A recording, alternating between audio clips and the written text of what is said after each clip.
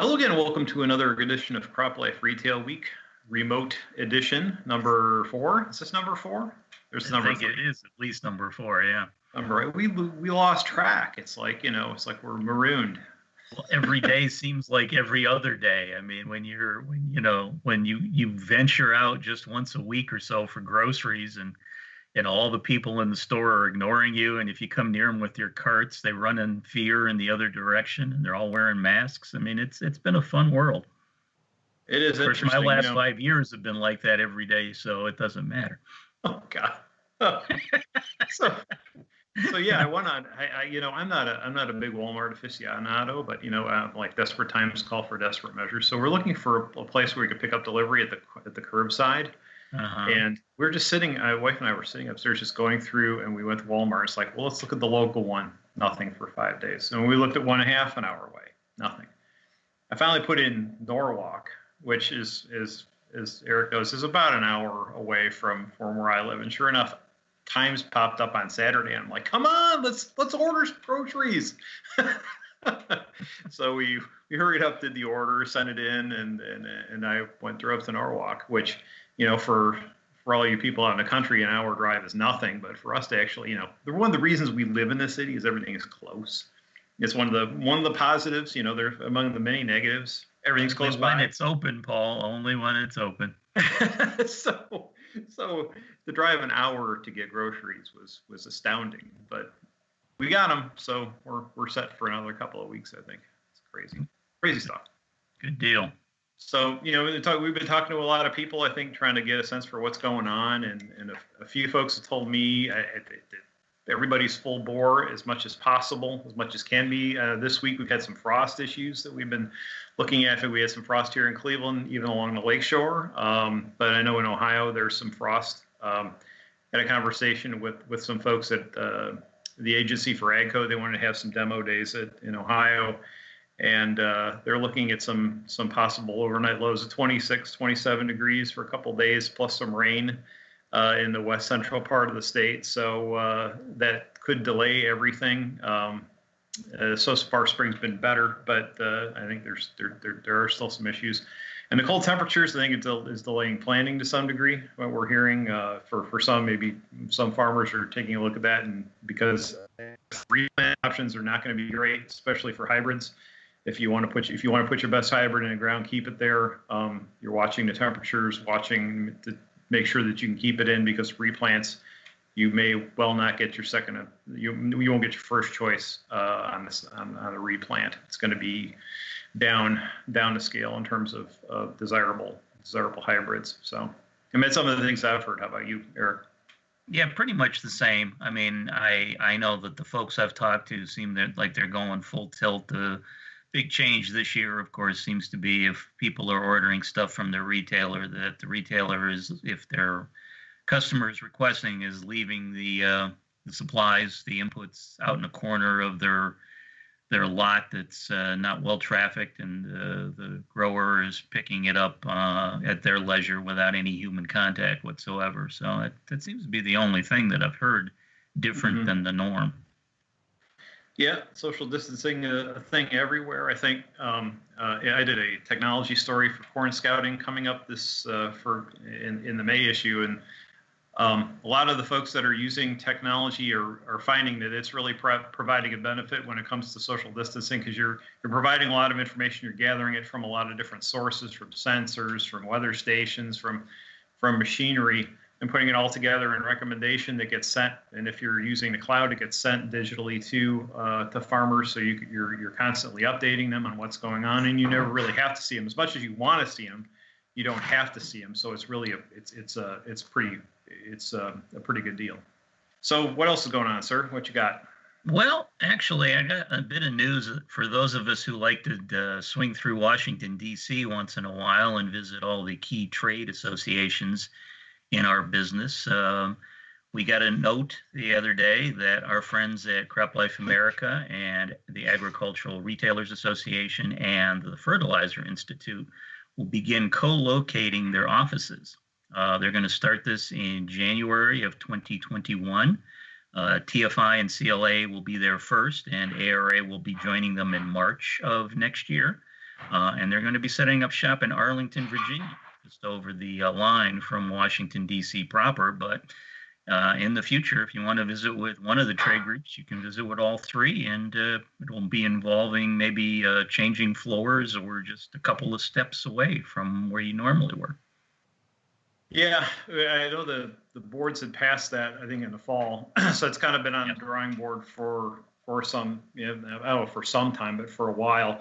It's always something that made sense because a lot of the administrative stuff that a lot of the the basic things that they need in terms of an office certainly could be centralized without any big deal. And talking to some of those folks last year, I think the space that they've got will afford them bigger places to meet. So they may not have to get outside space for certain smaller meetings and gatherings. And again, it's just guess everything going on with consolidation in the industry, it makes sense, even though they're still staying completely separate as organizations. Right. It makes sense to consolidate what they can, which is really the kind of the organizational coordination stuff that they all have in common. So that's I think it's a good move. Yeah, and in the future, obviously, if they want to cooperate or coordinate on any events or webinars or legislation, getting their folks together to do so will probably be a heck of a lot easier than it's been in the past. Yeah. The only bummer is a couple of folks I talked to said they really liked the fact that they were close to DC and really close to the action on the Hill. Not that it's the huge deal, but it's not a quick walk anymore. It just takes a little bit more time. But man, with Uber and Lyft, and assuming we get all past the social distancing nonsense, after a period of time, get back in the saddle and work on affecting legislation again. Yeah, very good. So in retailer news, I did find out we got another, not merger per se, but we did have a retailer, Co-Alliance, which is one of the larger retailers in the country based in Avon, Indiana, has bought some of the assets from a company called Cyclone Grain, which is a family-owned operation in Frankfort, Indiana. Looks like Co-Alliance is going to be taking over the liquid fertilizer and anhydrous ammonia businesses from that company and adding it to its own starting here at the beginning of May. Outstanding for them. Yes. Okay. And then one other thing, I know this time of year, usually I send out a CropLife 100 form to the folks on the CropLife 100 list to get a read on the mid-year of this year, 2020. Which is going to be a little atypical than most years, I trust, but look for your survey in inboxes coming up here in the next week from myself.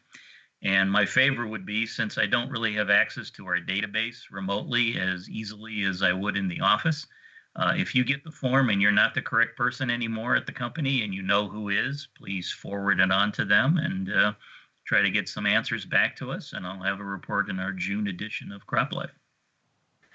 So it's become a well-read report.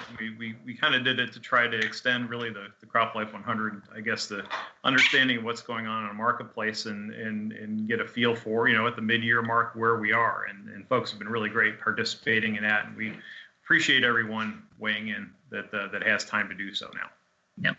And speaking, of course, of how interesting a year 2020 has been, I know it seems like a million years ago now, but back in December, at the ARA meeting, I held an in-person event talking about the state of the industry with various folks, experts in the marketplace, kind of speculating on what 2020 was going to look like.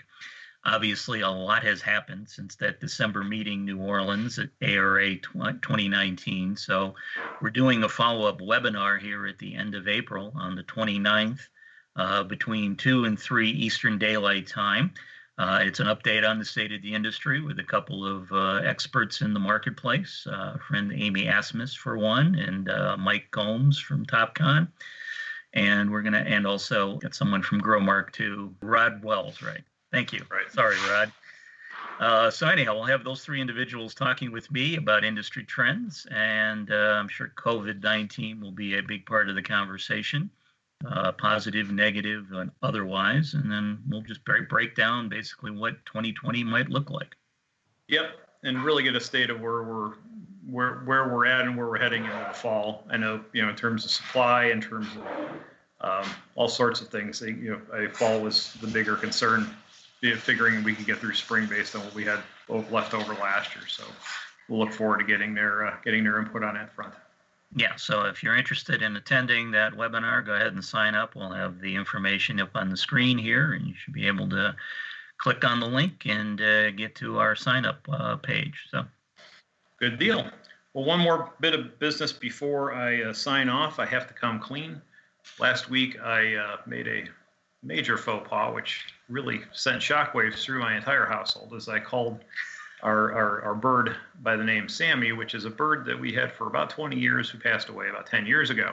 Sparky, the bird you saw, this bird here, Sparky is the bird that you saw last week, is been with us for about 10 years now. So I wanted to make that correction, make sure everything was right and everyone was up to date. So there you go.